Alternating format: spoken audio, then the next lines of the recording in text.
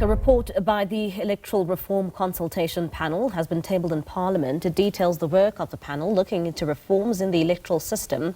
Now, to discuss the report as well as the legal and constitutional implications of the proposed reforms is Dr Albertus Schoeman, who is a member of the consultation panel.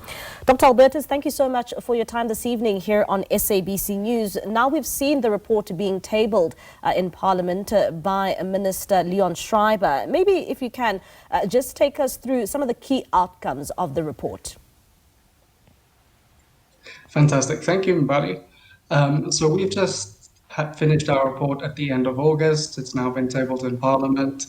Over the last 15 months, the panel has been traveling around South Africa, meeting with ordinary South Africans to ask them about their concerns with the current electoral system, to gain a better understanding of what we could potentially improve. So we've consulted quite extensively. We've heard from political parties, from ordinary South Africans, trade unions, civil society organizations, and all of that we've put into our final report to bring their views to the fore, but also to conduct our own research to identify electoral system options that might address some of the public concerns, particularly as it relates to accountability. So we identified some potential options for improving the current electoral system for national and provincial elections, and for now, Parliament will have to consider those recommendations. It seems as if we are struggling there with Dr. Albertus's line.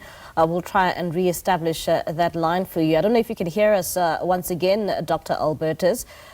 Maybe if I can just then ask, the last time we spoke to you, there was an issue around independent candidates and seats for independent candidates versus seats for political parties in the country.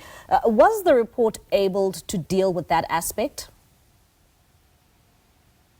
Absolutely. So viewers at home might remember that the original reason why the electoral reform process started was around the issue of independent candidates. So there was a constitutional court case in 2020 in which it was decided that the legislation had to be changed to allow for independent candidates, and the Electoral Reform Consultation Panel is a follow-up to the process initiated back then. So one of the complaints that we heard in our public consultations was an issue around the fact that currently only 200 of the 400 seats in the National Assembly are up for contesting by independent candidates.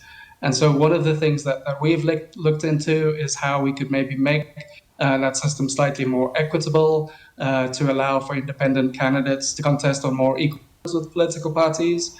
And so one of the big issues that we've also looked at is around the size of constituencies. If we think, for example, in the Gauteng province, when an independent candidate has to contest for one of 47 seats among 52 political parties, that is quite difficult. It's quite a large area for them to canvass. And so one of our recommendations is around introducing smaller constituencies. But also we make a proposal that 300 of the 400 seats in the National Assembly could be dedicated for constituencies, either single-member or multi-member constituencies, and this would then allow independent candidates to contest more seats on equal terms to political parties. And Dr. Schoeman, I mean, the last time we also spoke, there was an issue around the electoral systems that we have in the country. And initially, there was three that were proposed. But looking at your report, it now says it has whittled down to about two. Can you just take us through, how you got to the two electoral systems you have proposed to Parliament? So historically, the debate around electoral reform has been shaped around these three options. The first one is essentially to retain the current system that we have in South Africa. Just as a reminder, the way that currently works is that we have 200 seats that are elected based on the national ballot and 200 seats on the regional ballot. And these constituencies are at the provincial level. So in the Northern Cape, the smallest constituency, this would be around 5 seats that political parties and independent candidates contest. In Gauteng, it's up to 47 seats. So that was that's the current system that we have. But we've also considered some of the options that have been proposed in the past.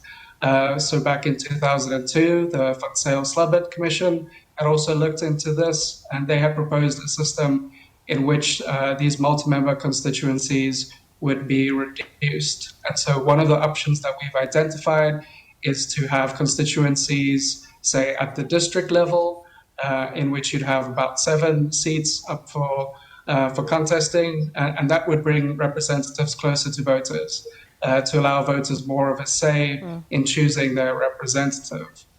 In the third option that we've looked into, this would be something along the lines of the system we currently have at the local government level, in which you have single-member constituencies. So, for example, the ward candidates, which we're all familiar with, as well as the party list component for the other 200 seats in the system to return proportionality. So we looked at these 3 systems, we evaluated them in terms of the research, we listened to what the public had to say and what their big concerns were, and overwhelmingly, one of the biggest issues was around accountability. Voters felt that their representatives weren't accountable to them. They didn't necessarily know them because of the large constituencies that we have in our current system. They found it difficult to vote them out of office if they don't perform, and they felt that the party list system, as it currently works, places too much power in the hands of party elites and party leaders in choosing their candidates. And this is directly related to the question of accountability. And it's something that came out even at the Zondo Commission, which also recommended electoral reform. And in evaluating these 3 options, we came to the conclusion that the current system that we have is somewhat of an outlier in terms of international experience. The current constituencies that we have are in fact the largest in the world, and that creates quite a substantial distance between voters and their representatives. And so we recommend reducing the size of these constituencies to give voters more of a say in choosing their representatives. All right. Thank you so much, Dr. Schoeman. And unfortunately, we have run out of time. That is Dr. Albertus Schoeman. He is part of the panel for the Electoral Reform Consultation Panel.